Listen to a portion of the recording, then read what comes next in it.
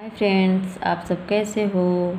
आज मैं आप लोगों को आदिकाल के नामकरण के बारे में बताऊंगी।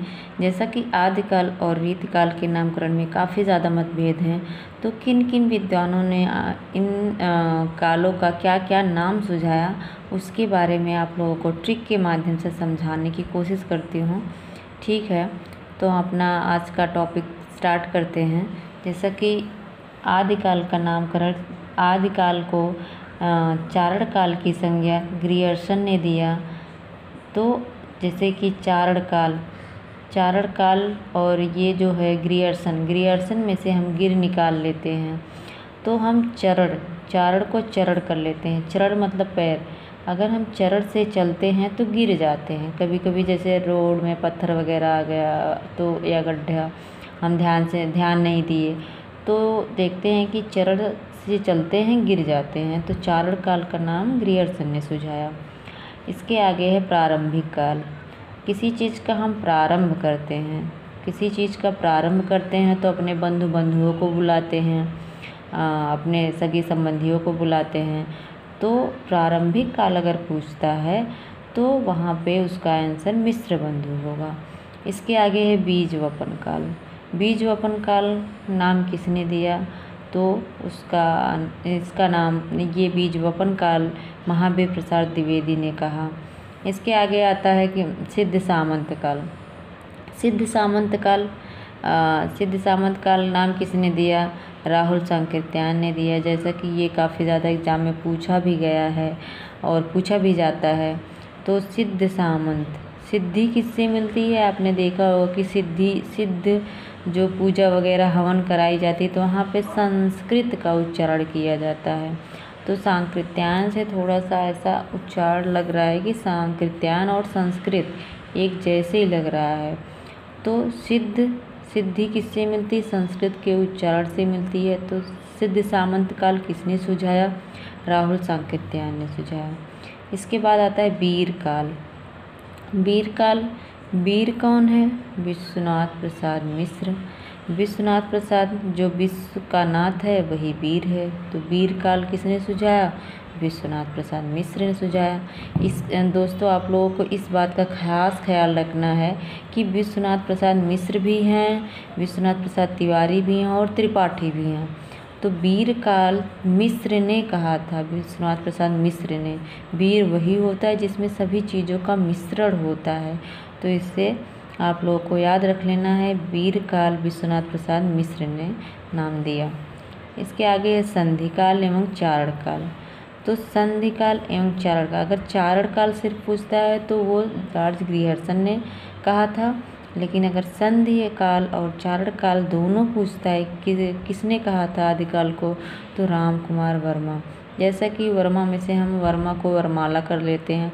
वरमाला कैसे बनती है, फूलों से बनती है। फूलों मतलब संधि किसे कहते हैं, संधि दो वर्णों के मेल को संधि कहते हैं। तो यहाँ पे दो फूलों के मेल को वरमाला बना देते हैं। कई फूलों को मिला के उसकी संधि करके वरमाला बन जाती है। तो संधि काल और चारण काल किसने कहा, राम कुमार वर्मा ने। इसके आगे है आदिकाल। जैसा कि आदिकाल सर्व प्रसिद्ध है और काफ़ी ज़्यादा विद्वान इसका समर्थन भी करते हैं। तो आदिकाल और हजारी, कोई काम जब हम 1000 बार करते हैं, कोई काम 1000 बार किए आदि हो गए, मतलब उसके आदि हो जाते हैं, आदत हो जाती है। तो 1000 बार किए आदि हो गए। आदिकाल का नाम किसने दिया, हजारी प्रसाद द्विवेदी ने। इसके आगे है आधार काल। किसी चीज़ का आधार जो हम रखते हैं, जैसे किसी चीज़ का शुभारंभ करते हैं, किसी संस्थान खोलते हैं, कुछ भी होता है तो आधार रखते हैं, तो सुमन चढ़ा के करते हैं।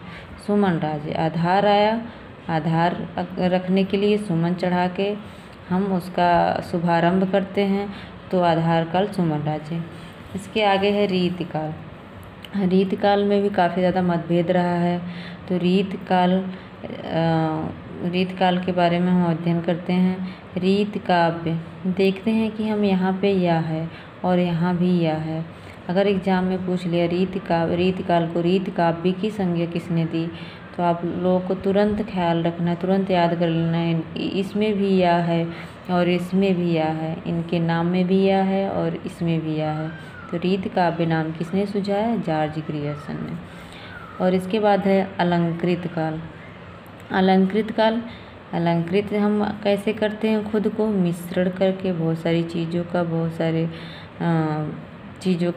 सारे हर चीज़ को मिला के। ऐसा नहीं है कि हम एक ही चीज़ से श्रृंगार कर लेते हैं, हर चीज़ को मिला के फिर अलंकृत करते हैं खुद को, तो मिश्र करके करते हैं। मिश्र बंधु हो गए। अलंकृत काल किसने कहा? मिश्र बंधु हो गए। इसके आगे रीतिकाल। रीतिकाल, रीतकाल नाम किसने सुझाया? रामचंद्र शुक्ल। जबकि जो रामचंद्र शुक्ल हैं ये बहुत ही प्रसिद्ध हैं, हिंदी साहित्य की जान है। तो रीति रिवाज से कौन चलता था? पुरुषोत्तम श्री रामचंद्र चले थे। तो रीतिकाल अगर पूछता है कि नामकरण किसने किया, तो रामचंद्र शुक्ल ने। इसके आगे है श्रृंगार काल। श्रृंगार कौन करता है? विश्व के नाथ करते हैं। जो विश्व का नाथ है वही श्रृंगार करेगा, जिसके पास कुछ है ही नहीं तो वो श्रृंगार कैसे करेगा? और यहाँ पे भी खास ख्याल रखना है कि यहाँ पे मिश्र होना चाहिए, ना कि तिवारी या त्रिपाठी हो। तो श्रृंगार काल किसने कहा? मिश्र। तो एक चीज़ आप और ट्रिक कर सकते हैं, यहाँ पे श्रा है और यहाँ पे भी श्रा है, तो विश्वनाथ प्रसाद मिश्र ही होने चाहिए, यहाँ पे भी श्रा होना चाहिए, ना कि तिवारी और त्रिपाठी होना चाहिए। इसके बाद है कलाकाल। कलाकाल, यहाँ से हम रसाल निकाल लेते हैं। जो रसिक लोग होते हैं बहुत ही कलाकार होते हैं, कलाकाल को हम कलाकार कर लेते हैं। जो रसिक लोग होते हैं, रसाल मतलब रसिक लोग होते हैं, वो कलाकार होते हैं।